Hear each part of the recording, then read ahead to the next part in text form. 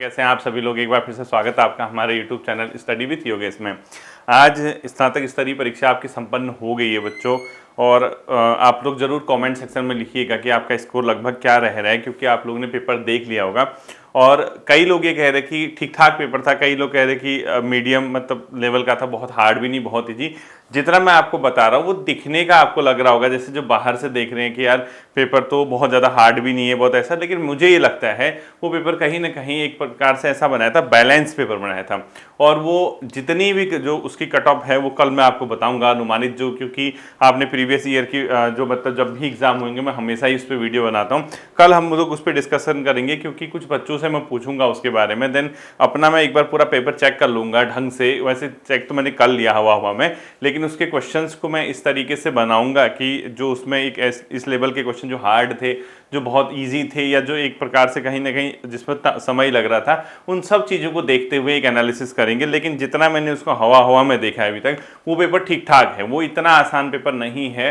पहले ही अपने दिमाग में ये मत बिठा देना कि 75 प्लस कट ऑफ जाएगी, ऐसा कुछ भी नहीं है बच्चों, क्योंकि पेपर ठीक ठाक है। वो मतलब कहने का ये मतलब वो बहुत हल्का भी नहीं है, ऐसा हार्ड लेवल का भी नहीं, बहुत भयंकर हो गया आंधी तूफान आ गई ऐसा भी नहीं है। ठीक है, पेपर अच्छा बनाया अधीनस्थ सेवा चयन आयोग ने, और पढ़ने वाले ही बनाए। हालांकि कुछ क्वेश्चंस उसमें थे, जैसे लेनिन वगैरह क्वेश्चन, जो लेनिन का पूछा था उनने अप्रैल थीसिस वगैरह वाला क्वेश्चन, वो वर्ल्ड हिस्ट्री से लिंक करता है बच्चों। वो जनरली पॉलिटिकल साइंस का जो सेक्शन है उसमें जो विचारक वाला सेक्शन होता है, थिंकर वाला, उसमें आता है वो आधुनिक जो विचारक होते हैं, जिसमें अंदर लेनिन माओ इन सब का क्वेश्चन, वो वहां से उनने क्वेश्चन उठाया था। मे बी वो वर्ल्ड हिस्ट्री को लिंक करते हुए, जैसे रूस की क्रांति है वहां से उन लोगों ने क्वेश्चन उठाया होगा। लेकिन इतना डीप जाएगा ये थोड़ा सा मतलब अपने आप में सोचने वाली थी बात थी। बाकी करंट अफेयर्स में भी आपने देखा होगा, जैसे वो पर्वतारोही वाला जो क्वेश्चन आया उत्तराखंड की, वो चंद वाला, वो तो ठीक ठाक ही क्वेश्चन है। इसके अलावा जो पुरस्कार मिले हैं, अवार्ड मिले हैं इस बार के, वो भी बेसिक क्वेश्चन ही थे।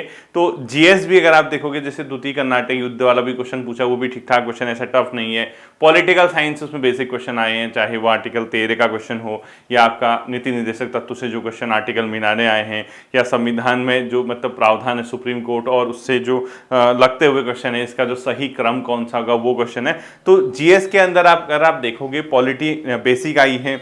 हिस्ट्री के अंदर कुछ क्वेश्चन आपको देखने को मिलेंगे जो थोड़ा ठीक ठाक है, जैसे कई बच्चे हरिसेन वाला क्वेश्चन शायद ना कर पाए हों, क्योंकि मैक्सिमम बच्चे यही याद रखते हैं कि भाई इलाहाबाद प्रशस्ति किसने लिखी है, और ये ध्यान नहीं रखते कि हरिसेन उसमें क्या था क्या नहीं था।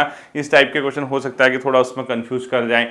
बाकी जो इल्बर्ट बिल विवाद वाला क्वेश्चन है वो तो सेंस से ही बन जाता है बच्चों, क्योंकि उसमें क्योंकि कुमाऊं का जो रखा था उन लोगों ने अल्मोड़ा में, तो बाकी के जो उसमें लीडर थे मैक्सिमम लीडर गढ़वाल के रीजन के थे, तो वो क्वेश्चन वो थोड़ा सा सेंस लगा के बन सकता था अगर आपने थोड़ा अपना दिमाग चलाया होगा। तो एक क्वेश्चन आपका टिहरी रियासत से था जो 1930 तिलाड़ी वाला था, वो बेसिक ही क्वेश्चन उसमें देखने को मिल रहा था।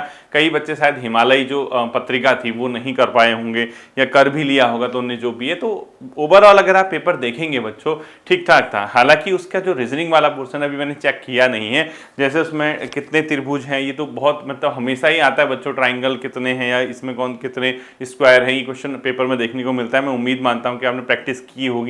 कैलेंडर का क्वेश्चन भी ठीक ठाक ही था, उसमें ऐसा है नहीं। ब्लड रिलेशन भी था उसमें, अगला नंबर मिसिंग नंबर था। तो रीजनिंग इस बार उस लेवल की नहीं पूछी थी जैसे वो लोग पूछते हैं। मतलब मुझे ये लगता है कि रीजनिंग का क्वेश्चन उसमें बहुत ज्यादा हार्ड नहीं था।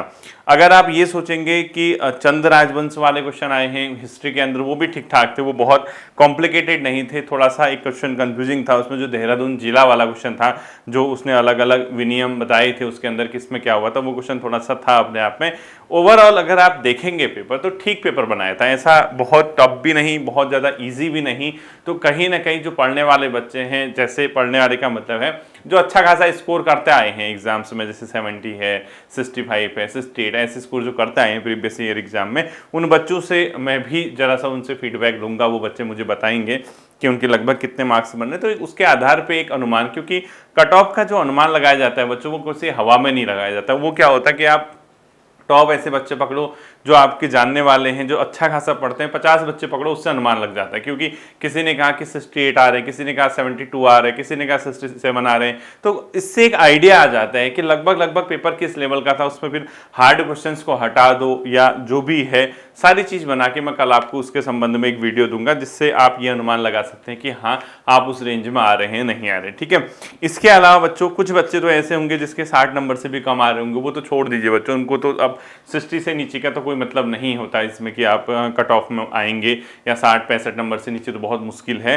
तो निराश नहीं होना, पेपर जब देते हैं हम लोग उसके बाद आपको पता है निपट गया यार, जो हुआ सो हुआ, देखा जाएगा। लेकिन आपके पास आगे विकल्प जरूर आएंगे बच्चों, विकल्प तो है ही है आपके पास। अभी जो अक्टूबर के आसपास का निसाय का उसने बोला है, एक स्नातक स्तरीय पेपर अक्टूबर में फिर उसने बोला है, ARO का एग्जाम आएगा, अपर PCS का आएगा, लोअर PCS आएगा, तो परीक्षाएं आपके पास आने वाले समय में होंगी। इसमें थोड़ा सा जैसे इकोनॉमी सर्वे वगैरह बजट के क्वेश्चन शायद कम पूछे थे इस बार, क्योंकि अब वही होता है, लिमिटेड आपका सेक्शन है, अब कहाँ से क्वेश्चन पूछेगा वो भी।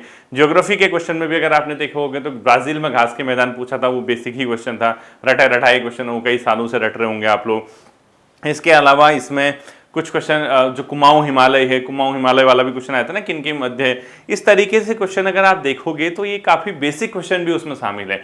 और ओवरऑल अगर आप पेपर देखोगे, अगर आप 20 क्वेश्चन हटा दो, टॉप 20 क्वेश्चन हटा दो, बाकी के 80 क्वेश्चन जो है उसमें से स्कोर जो है बच्चों 60 नंबर लायक है, 60 से 65 नंबर उसमें ला सकता है बच्चा। और उस 20 में जो मैं हटा रहा हूं उसके बाद 20 60 65 का 61 नंबर करना है, 65 का 66 करना, वो थोड़ा सा कॉम्प्लिकेटेड है। उन 20 क्वेश्चन पे जिसके नंबर आ रहे होंगे वही कट ऑफ तय भी करेगा, ठीक है। यानी आप मान के चलिए जो 65 67 68 नंबर लेके आए हैं, उसके बाद जो टॉप के जो 20 क्वेश्चन है, जो सबसे मतलब अपने आप में एक लेवल के क्वेश्चन उससे पूछे हुए हैं, उसमें वो जितने स्कोर, जैसे किसी ने 7 नंबर 8 नंबर से ऊपर नहीं जा पा रहे हैं उन 20 क्वेश्चन में, तो मान के चले वो वहीं कहीं कट ऑफ के आसपास मतलब हैं। तो कहीं ना कहीं आपका पेपर जो है, आप सभी लोग एक बार देखिए, एनालिसिस कीजिए। शायद आप लोग अभी तो अपने अपने घरों में अब जैसे पहुंच गए, रात को ही मिलाएंगे, उसको चेक कर लीजिएगा। अगर आपको कोई लगता है कि कोई क्वेश्चन आपकी समझ नहीं आ रहा है, कोई आंसर नहीं मिल रहा, तो कॉमेंट सेक्शन में बता लिख लीजिएगा। क्योंकि मैं बच्चों आपको पता है स्मार्ट बोर्ड वगैरह तो कुछ है नहीं कि एक एक क्वेश्चन करके दिखाऊं आपको फिर उसका आंसर बताऊं। वो जितना मुझे मोटा मोटा याद है मैं आपको बता रहा हूँ कि उसमें ये क्वेश्चन आए थे, बाकी जैसे जैसे याद आते रह रहे हैं मैं बोलते रह रहा हूँ, पेपर मेरे हाथ में है नहीं। मैंने एक बार ऊपर ही पेपर देखा है आपका पेपर बहुत ज़्यादा टफ नहीं है, बहुत ज़्यादा इजी नहीं है, एक एवरेज पेपर उसने बनाया हुआ है। और जैसा पेपर ग्रुप सी के लिए अपेक्षित होता है उस लेवल से थोड़ा सा कहीं ना कहीं अब अधीनस्थ, क्योंकि आप इससे भी हैबिट मतलब इससे भी टफ क्वेश्चन पढ़ने के हैबिट में हैं आजकल, मुझे पता है। जैसे अब एक वो क्वेश्चन पूछा था उसने कुर्मांचल क्षेत्र में जो कुछ पूछा था ना, श्योरा वगैरह क्या था वो जो गीत, वो किस चीज़ को लिंक अप करते हैं, इस टाइप के क्वेश्चन कहीं ना कहीं अपने आप में एक लेवल रखते हैं बच्चों। इसके लिए डीप स्टडी ही करनी पड़ती है, किताबें पढ़नी पड़ेंगी।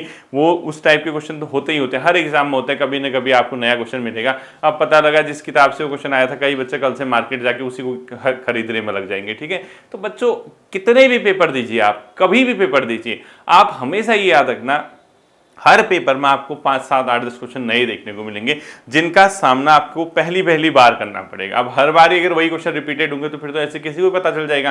तो ऐसे क्वेश्चंस जो होते हैं वो आपको हमेशा नए कुछ ना कुछ मिलते रहेंगे। इसके लिए अपनी तैयारी को डाइवर्ट नहीं करना पड़ता। आपने क्या करना है, आपने जो चीज़ें पढ़ी है वो आपके हाथ में होनी चाहिए, उसमें आपकी पकड़ होनी चाहिए। और इसके अलावा जो चीज़ें नई आती हैं वो हमेशा आपको नई मिलती रहेंगी। तो इसके संबंध में जितना भी जो अनुमानित होगा, जो भी कट ऑफ वगैरह अनुमानित होगा, एक बार आप सही तरीके से देख लीजिएगा। और जो आपके मार्क्स आ रहे होंगे ईमानदारी से, जितने भी मुझे आप लोग सुन पा रहे हैं, कमेंट सेक्शन में अपना एक बार स्कोर ईमानदारी से रखना। आप रख दिया अंट संट आंख बंद करके बोला 93 आ रहा है 98 बोल रही, तो बच्चों सब जानते हैं कि किसके कितने आ सकते हैं। एक लेवल का पेपर होने में एक स्कोर से ऊपर पहुंचना कहीं ना कहीं अपने आप में चुनौतीपूर्ण होता है। और उन चुनौतीपूर्ण जो क्वेश्चन हैं अगर आप उसको सही कर पा रहे हैं तो आप फिर कहीं ना कहीं सिलेक्शन ले लेते हैं, ठीक है। कल हम लोग देखेंगे इसके कट ऑफ के संबंध में क्या है, किस तरीके से है, क्या अनुमानित है। एक बार मैं सही से सारा पेपर चेक करूंगा, उसके बाद रीजनिंग के क्वेश्चंस का लेवल देखूंगा। हिंदी नहीं देखी है मैंने अभी तक, ठीक है, हिंदी का मुझे नहीं पता। मैंने बेसिकली उत्तराखंड और जो अपने आप में जीएस के क्वेश्चन है, क्योंकि इस बार शायद पेपर मिक्स बनाया था। एक बार होता था सेक्शन वाइज पेपर देते थे ये लोग, जैसे 20 नंबर की हिंदी दे दी, देन 10 की रीजनिंग कर ली, या आपने यहाँ पर 40 का उत्तराखंड कर दिया, फिर उसके साथ जो 20-25 का जीएस है, इस तरीके से। इसके अलावा कंप्यूटर भी बहुत ज़्यादा टफ नहीं था बच्चों, क्योंकि आप जैसे देखेंगे एक वो वाला क्वेश्चन आया था, फिशिंग वाला कुछ क्वेश्चन आया था ना, वो जो पासवर्ड वगैरह मांग के बैंकिंग वगैरह वाला, वो क्वेश्चन ठीक ही था। एक किसी चीज़ की स्थापना किसने की थी, वो क्वेश्चन मैंने कराए हुए, अगर आप चेक करोगे जो कंप्यूटर वाला फोल्डर है, वो कंप्यूटर के क्वेश्चन तो ऑलमोस्ट वहीं से निकलेंगे आपको, वो सब देखने को मिल जाएगा आपको। तो ओवरऑल पेपर ठीक ठाक है आपका। पेपर मैं उम्मीद कर रहा हूँ कि ठीक ठाक हुआ होगा, अच्छा प्रदर्शन आपने एग्जामिनेशन हॉल में किया होगा। कल हम इसके संबंध में प्रॉपर कट ऑफ वाला वीडियो देखेंगे, और आप लोग जरूर ईमानदारी से अपना जो स्कोर होगा वो जरूर बताइएगा, ठीक है। फिर मिलते हैं अगले सेशन पे, अपना ध्यान रखिएगा। Thank you.